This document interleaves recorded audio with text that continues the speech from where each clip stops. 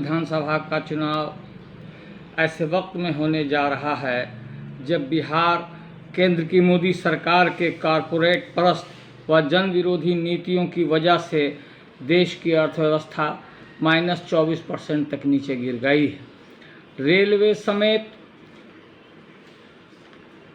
समेत वर्षों से निर्मित सरकारी कंपनियों के बेचे जाने से बेरोजगार छात्र युवाओं के भविष्य दांव पर लग गया है।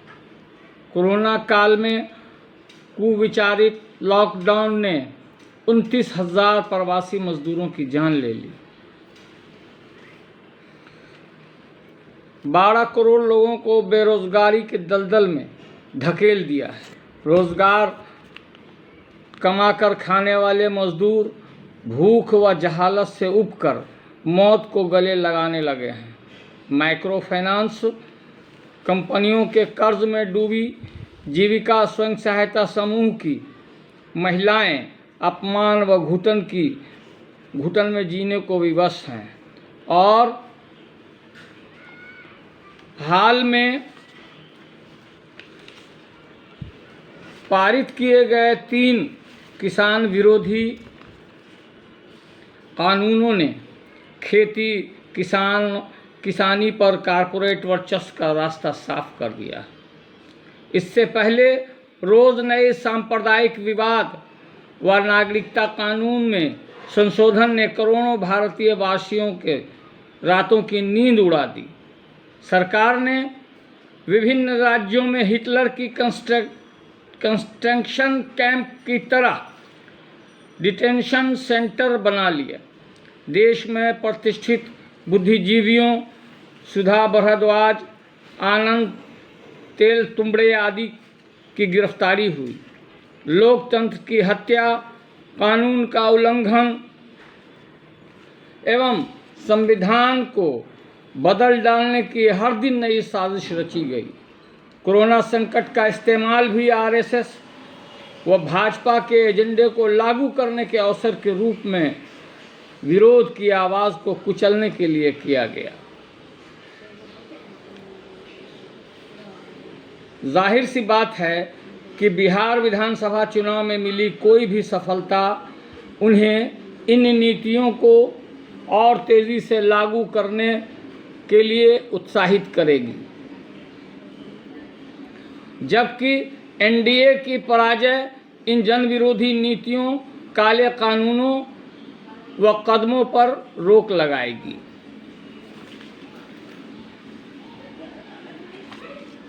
लगभग 15 वर्षों से नीतीश कुमार के मुख्यमंत्रित्व में बिहार में भाजपा जदयू गठबंधन का शासन रहा है, लेकिन नीतीश कुमार के पास सुशासन और विकास के झूठे दावों के सिवा कुछ भी पेश करने के लायक नहीं है। इसलिए वे 15 साल बनाम 15 साल का वितंडड़ा खड़ा कर रहे हैं और आज के सवालों को भटकाने व एजेंडे बदलने की कोशिश में लगे हुए हैं। नीतीश कुमार ने कुर्सी की खातिर पूरे देश से घोर विश्वासघात करते हुए उसी भाजपा से हाथ मिला लिया जिसके खिलाफ जनता ने उन्हें वोट दिया था और राज्य में भाजपा आरएसएस का रास्ता आसान बनाया। उनका 3C क्राइम, करप्शन और कम्युनलिज्म पर समझौता न करने का ऐलान ढोंग व पाखंड के सिवा क्या है। सृजन घोटाला, मुजफ्फरपुर बालिका गृह कांड और इन पर अपनाए गए सरकारी रवैये से नीतीश सरकार के चरित्र को बेपर्दा कर दिया है।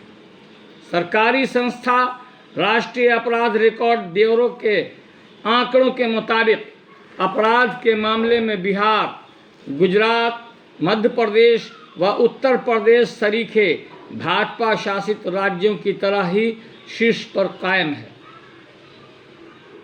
नीतीश राज्य में अपराधों की संख्या हर वर्ष बढ़ती ही गई है।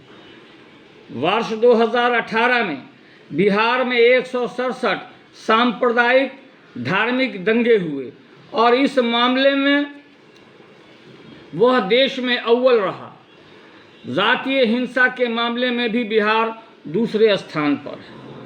हर गरीब को 5 डिसमिल बासगीत ज़मीन का झांसा देकर वोट हथियाने वाली नीतीश सरकार ने वास आवास की ज़मीन की मांग कर रहे गरीबों पर लाठियां बरसाईं। जल जीवन व हरियाली के नाम पर गरीबों के घरों पर बुलडोज़र चलाकर उन्हें उजाड़ने का काम किया। विधानसभा में भाकपा माले विधायकों द्वारा भूमि सुधार की मांग पर नीतीश बाबू का यह कहना कि यह बकवास है, उनके वर्ग चरित्र को जाहिर करता है। नीतीश राज में किसान भी क्या कम ठगे गए? 15 वर्षों की दीर्घ अवधि में भी ना तो बाढ़ की समस्या का कोई निदान हुआ और न ही सुखाड़ के सवाल हल हुआ। बिहार की कृषि व्यवस्था की रीढ़ सोन नहर प्रणाली के आधुनिकीकरण व इससे पुनर्जीवन प्रदान करने वाले इंद्रपुरी जलाशय के निर्माण की कोई पहल नहीं ली गई। सरकारी ट्यूबवेल और अपने जीर्णोद्धार की बाट जोहते रहे। बटाईदारों को अपने हक अधिकार नहीं मिले और डीजल अनुदान जैसे मामूली सुविधा के लिए भी उन्हें काफ़ी जद्दोजहद करनी पड़ी। किसानों से धान गेहूं की खरीद के मामले में तो नीतीश सरकार कहीं मुंह दिखाने लायक भी नहीं है।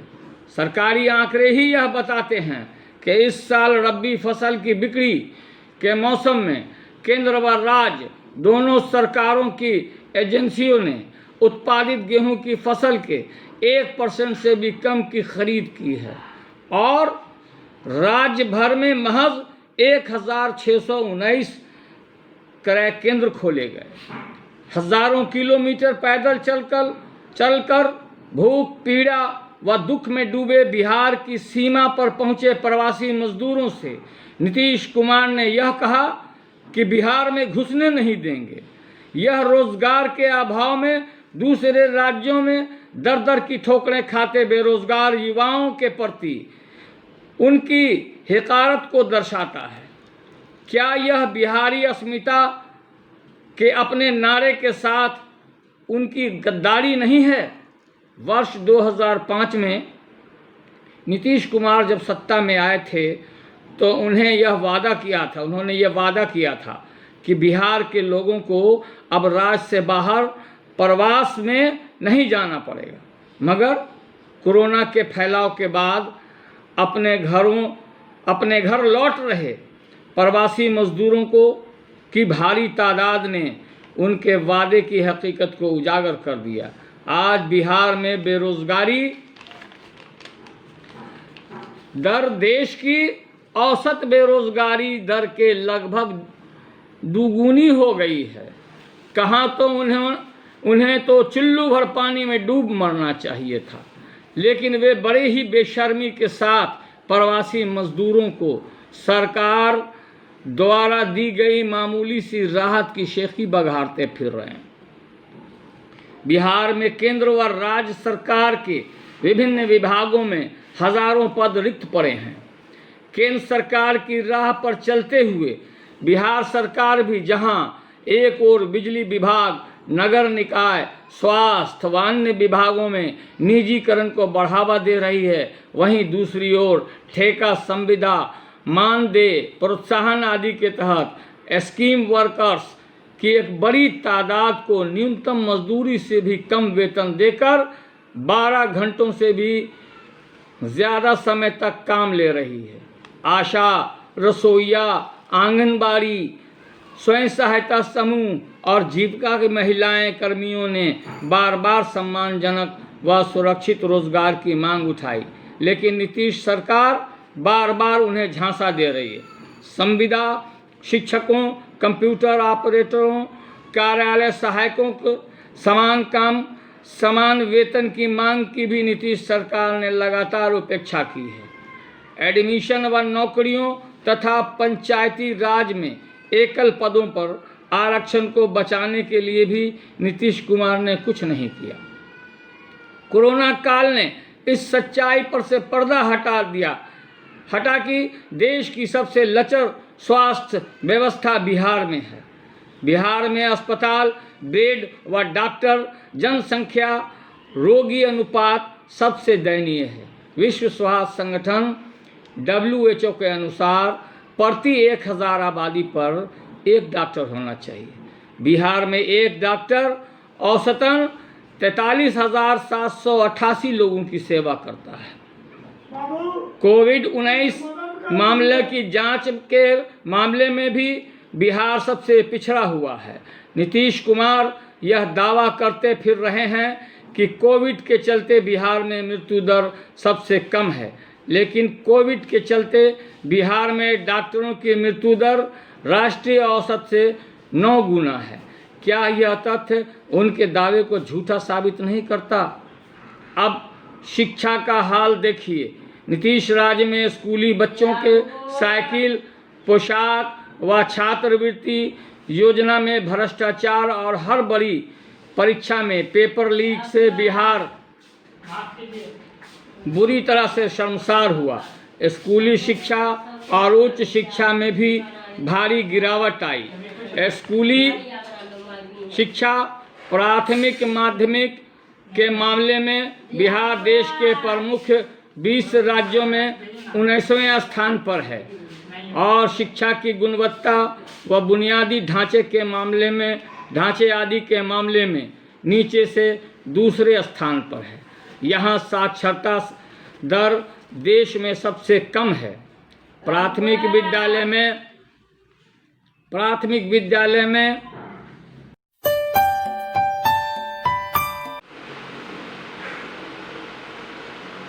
विद्यालय में दाखला लेने वाले 62% छात्र अपनी पढ़ाई पूरी नहीं कर पाते और 1% छात्र ही मैट्रिक तक पहुंच पाते हैं। बिहार सरकार छात्रों व शिक्षकों पर सबसे कम पैसा खर्च करती है। उसने करीब 3000 विद्यालय को बंद भी कर दिया है। एक भी कॉलेज या विश्वविद्यालय ऐसा नहीं जिसका देश में 100वां स्थान भी हो। पटना विश्वविद्यालय को केंद्रीय विश्वविद्यालय का दर्जा भी नहीं मिला। अब उनकी शहरी विकास पर भी एक नज़र डाल लिया जाए। अपने 15 वर्षों के राज के दौरान लगभग 10 वर्ष 2 कार्यकाल उन्होंने जनता की बुनियादी ज़रूरतों की तो कोई सुध ही नहीं ली। लंबी चौड़ी सड़कों, फ्लाईओवरों, पार्कों, म्यूजियमों आदि पर खूब धन लुटाया। बिना पुनर्वास की व्यवस्था किए स्मार्ट सिटी के नाम पर गरीबों के घरों पर बुलडोज़र चढ़ा दिए और उन्हें बेघर कर दिया। लेकिन राजधानी पटना समेत राज्य के बड़े शहरों में जल जमाव व गंदगी की समस्या का कोई निदान नहीं निकला। मामूली बारिश ने ही विगत साल ऐसा कहर मचाया कि मंत्रियों तक को अपने आवास छोड़कर भागना पड़ा। हर त्रासदी को प्राकृतिक आपदा कहकर आम आदमी को उसके हाल पर जीने मरने को छोड़ देना यह तो नीतीश राज की गुणधर्म ही बन गया है। ये सारे तथ्य क्या नीतीश बाबू के विकास के दावे की पोल नहीं खोल देते? प्रधानमंत्री मोदी व भाजपा का यह कथन कि अगर नीतीश जी हमारे साथ हैं तो सब कुछ संभव है, पूरी तरह से सच है। नीतीश कुमार को साथ रखते हुए ही भाजपा ने बिहार को अपनी सांप्रदायिक व विभाजनकारी नीतियों की प्रयोगशाला बनाने में सफलता पाई और अब बिहार की सत्ता हड़प लेने के मंसूबे बना रही है। अगर ऐसा हुआ तो पड़ोसी राज्य उत्तर प्रदेश की तरह बिहार भी फर्जी इनकाउंटर, पुलिसिया आतंक तथा स्वर्ण सामंती सांप्रदायिक वर्चस्व के मातहत दलितों, मुसलमानों व महिलाओं पर हिंसा का अंतहीन सिलसिला का पर्याय और लोकतंत्र व आज़ादी की कब्रगाह बन जाएगा। क्या बिहार का भविष्य यही होगा? नहीं, हमें ऐसा हरगिज़ नहीं होने देना चाहिए। भाकपा माले ने सड़क से सदन तक केंद्र राज्य की भाजपा जदयू सरकार की जन विरोधी नीतियों व दलित गरीबों, छात्र, युवाओं, महिलाओं पर हुए हमलों का प्रतिकार किया है, उनके हक, अधिकार एवं विकास की लड़ाई लड़ी है। अनगिनत कुर्बानियां देकर लोकतंत्र, संविधान व आज़ादी के परचम को हमेशा बुलंद रखा है। लॉकडाउन के द्वारा देश भर में तकलीफ व संकट झेल रहे प्रवासी मजदूर के साथ रात दिन खड़ी व सक्रिय रही है। भाकपा माले दक्षिण पंथ की हर दकियानूसी सोच व नीतियों के खिलाफ अडिग रूप से खड़ी रही है। नागरिकता कानून के नाम पर मुसलमानों व गरीबों को प्रताड़ित करने की कोशिश हो या सांप्रदायिक जातीय हिंसा व नफरत का ज्वार खड़ा कर राज को दंगे व जनसंहार की आग में झोंक डालने की साजिश, हमने हमेशा उसका पर्दाफाश किया है। हमने समाज को एक तार्किक, प्रगतिशील, जनपक्षीय और परिवर्तनकारी दिशा में ले जाने का अथक प्रयास किया है। बिहार विधानसभा में मौजूद हमारे 3 विधायकों का दल बिहार के हर ज्वलंत मुद्दे पर सक्रियतापूर्वक पहल लेता रहा है और छोटी संख्या के बावजूद विपक्ष की धूरी बना रहा है। अपने राज्य बिहार की भाजपा की फांसीवादी चंगुल से बचाने के लिए हमने राजद व कांग्रेस के साथ सीटों का पूर्ण तालमेल व गठबंधन बनाया है। भाकपा व माकपा भी इसमें शामिल है। आपसे अपील है कि बिहार से भाजपा जदयू सरकार को खदेड़ बाहर करने और भाजपा द्वारा बिहार की सत्ता पर विदृष्टि लगाए भाजपा संघ परिवार के मंसूबे को चकनाचूर करने के इस महाअभियान में शामिल हों। अपने बंधु बांधवों व ग्रामीणों के साथ हर प्रकार से हमारा सहयोग करें और भाकपा माले के प्रत्याशी को उनके 3 सितारों वाला झंडा छाप पर अपना बटन दबाकर विजय बनाएं। प्रत्याशी को विजय बनाकर संघर्षों की आवाज़ को बिहार विधानसभा में भेजें। बिहार को यूपी बनाने की भाजपाई मंसूबे को चोट दो।